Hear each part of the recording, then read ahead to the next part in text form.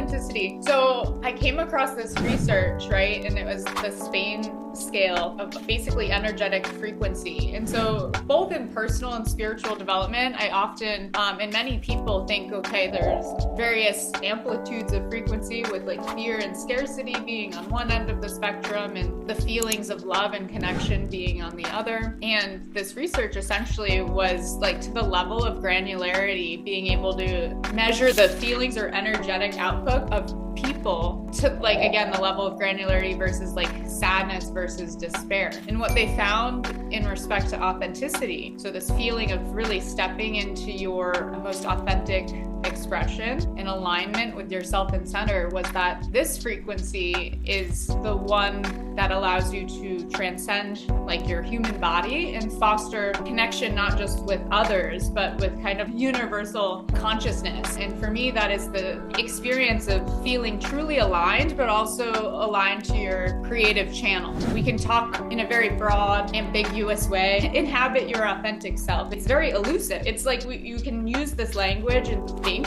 what is authentic, but truly it's getting to this point of internal alignment where, you know, I use the analogy of like an antenna or something. Like I feel like it's, whether you say from like maybe an Eastern perspective, spiritual alignment of aligning your chakras and your energy, where like that antenna, whatever, is fixed, that you can kind of just be and receive. And so everyone has completely different experiences and places or callings or purposes here for what they're here to do. And, you know, what for me is my authentic expression, and when I'm inhabiting that, which is ideally all the time, but it's, let's be real, it's not, it's going to be different from the next person. And I think in society, we also get into some trouble because we're constantly inundated with examples of like what you should be or who you should be or what you should be doing. And it's really easy then to get stuck in ego. And for me to sit here and be like, I really want to be a rock star. I grew up, like, I play music and like, that's what I want to do on a stage. But maybe my calling is to do exactly what I'm doing on a stage in a way I never could have fathomed, but I can feel that when I'm doing it, this is what I should be doing. And maybe like